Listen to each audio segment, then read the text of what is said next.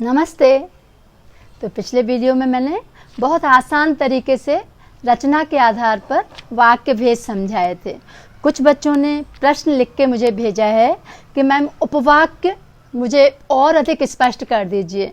तो उपवाक्य ऐसा पद समूह जिसका अपना अर्थ हो, जो एक वाक्य का भाग हो और जिसमें उद्देश्य एवं विधेय हो, उपवाक्य कहलाता है। जैसे मिसेस जैन ने कहा कि वह वाक्य भेद पढ़ाएंगे, तो इधर मिसेस जैन ने कहा, ये अलग कर दें, और वह पढ़ाएंगे, ये संज्ञा उपवाक्य हो गया, अर्थात इधर संज्ञा है। तो ऐसे ही संज्ञा उपवाक्य होता है। और यदि उपवाक्य में प्रधान उपवाक्य संज्ञा अथवा सर्वनाम की विशेषता बताए तो वो विशेषण उपवाक्य हो जाएगा। और यदि उपवाक्य प्रधान उपवाक्य की क्रिया की विशेषता बताता है तो वो क्रिया विशेषण उपवाक्य हो जाता है। लेकिन क्रिया विशेषण बच्चों को फिर कठिन लगता है कि 4 तरह के होते हैं और वो नाम याद नहीं होते हैं, उनका काम याद रह जाता है। तो मैं एक आसान सी ट्रिक बताती हूँ आपको। आप एक शब्द याद कर लीजिए, रस कप। रस कप मतलब रसना का कप। ये तो अच्छा लगेगा ना पीना आपको। तो ये रस कप से रा रीतिवाचक, सा स्थानवाचक, का कालवाचक और पा परिमाणवाचक। आपको अच्छी तरह से याद रहेंगे कि क्रिया कितने तरह की विशेषता बताती है। क्रिया की 4 तरह की। तो रस रीतिवाचक क्रिया कैसे की जा रही है, स्थानवाचक किस जगह की जा रही है, कालवाचक समय क्या है, और परिमाणवाचक क्वांटिटी कितनी, मात्रा क्या है। तो इस तरह से 10वीं कक्षा में आप आसानी से किताब व्याकरण की लेके गहराई से इसमें जा सकते हो और बहुत अच्छा अध्ययन कर सकते हो। अब अगर आपको सरल, संयुक्त और मिश्र इन तीनों की अवधारणा स्पष्ट हो गई तो आप पैमाने पर नाप कर देख लें कि ये कौन सा भेद है और इसे किस में बदलना है, और एक मानसिक तैयारी करें कि हमें इसको कैसे बदलना है और वो शर्त पूरी कर रहा है कि नहीं। उदाहरण के लिए अगर हमने वाक्य लिया, माँ के आ जाने से बच्चे प्रसन्न हो गए, ये सरल वाक्य है। अब इसको अगर 2 वाक्यों में बांटना है तो हम माँ आई और बच्चे प्रसन्न हो गए, तो और नाम के योजक शब्द से 2 क्रियाओं को अलग अलग कर दिया और ये बन गया संयुक्त वाक्य। दोपहर होते होते हम इलाहाबाद पहुंच गए। अब इधर दोपहर हुई और हम इलाहाबाद पहुंच गए। तो आप देख लेना कहाँ परंतु, कहाँ किंतु, और किससे वो वाक्य अर्थ के साथ अपनी सुंदरता लिए रहता है।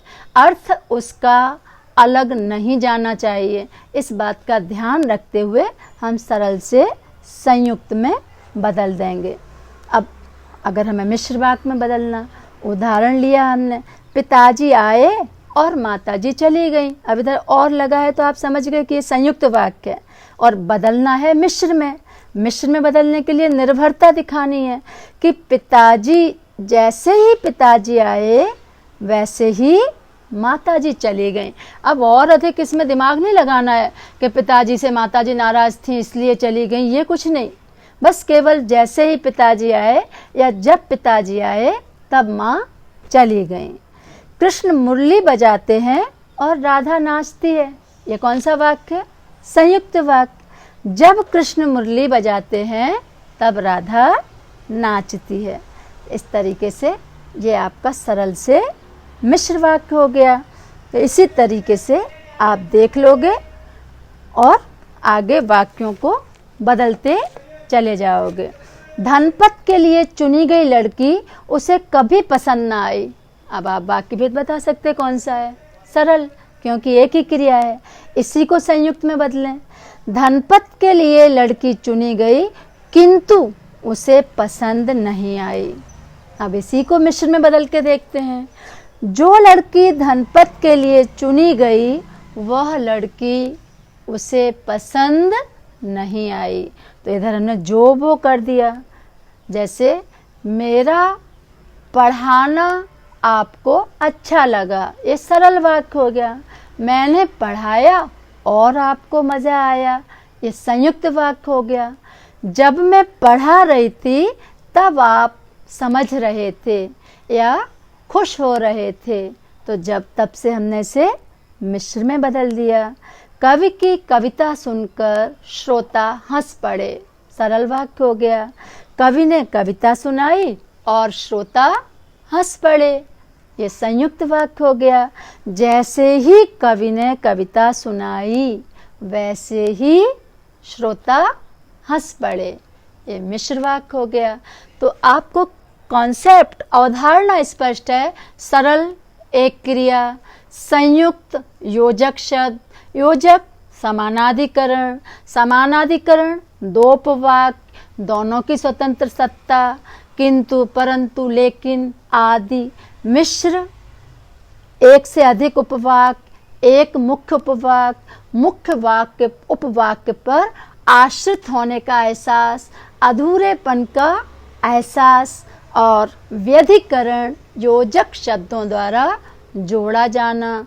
व्यधिकरण योजक शब्द यद्यपि, तथापि, जैसा, वैसा, जहाँ, वहाँ, चूंकि, इसलिए आदि।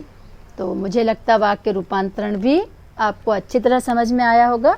फिर भी अगर आपको कोई शंका है तो आप हमारे YouTube channel let's make Hindi fun में लिख सकते हैं। और अगर आपको चैनल अच्छा लग रहा है तो आप अपने दोस्तों को शेयर कीजिए, लाइक भी कीजिए। धन्यवाद।